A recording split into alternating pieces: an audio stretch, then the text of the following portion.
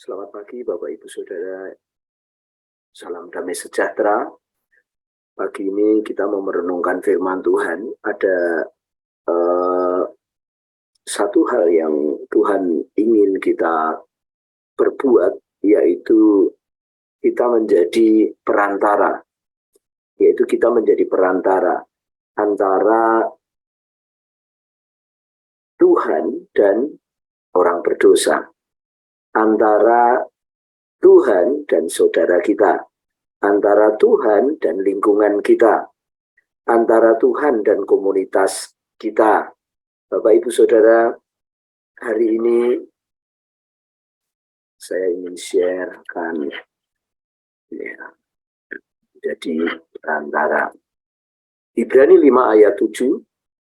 Demikian firman Tuhan, dalam hidupnya sebagai manusia, ia telah mempersembahkan doa dan permohonan dengan ratap tangis dan keluh kepada Dia yang sanggup menyelamatkannya dari maut.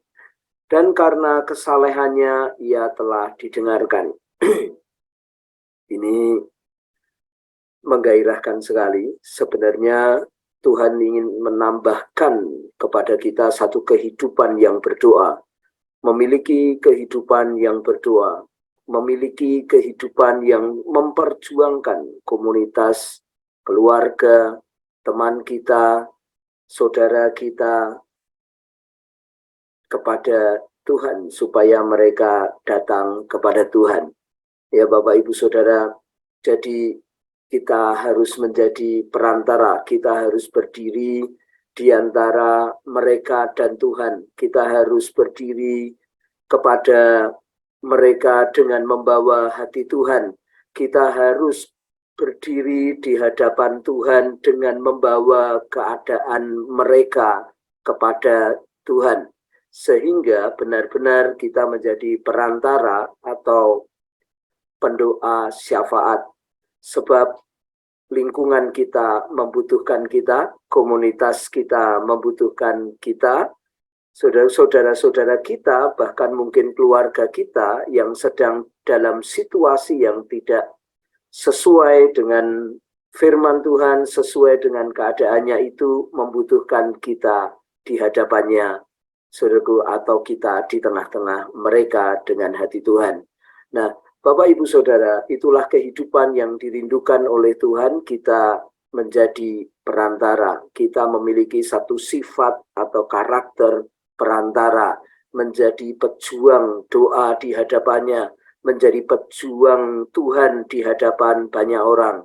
Oleh karena itu Bapak Ibu Saudara, dari ayat ini Tuhan memberikan kita pengertian, 3 pengertian bagaimana kita bisa menjadi perantara di tengah-tengah dunia yang memang membutuhkan perantara di hadapannya, supaya keselamatan itu sampai, supaya bangsa kita juga datang kepada Tuhan, supaya komunitas kita datang kepada Tuhan, supaya tim sepak bola kita datang kepada Tuhan, supaya tim basket kita dan supaya komunitas-komunitas lain itu datang kepada Tuhan, supaya desa datang kepada Tuhan.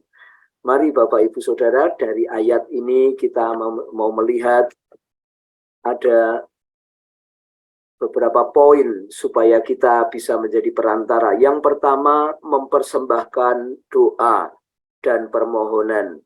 Jadi doa itu sebagai sebuah persembahan dan permohonan. Kita harus mempersembahkan. Kalau mempersembahkan itu berarti kita kurang. Berarti ada sesuatu yang dikorbankan. Ada sesuatu yang diambil, yaitu waktu kita, yaitu keadaan hidup kita, saudara-saudara. Itu kita memang sengaja memberikan waktu, memberikan ruang, saudaraku, untuk kita datang kepada Tuhan dan mempersembahkan, memberikan korban itu sendiri.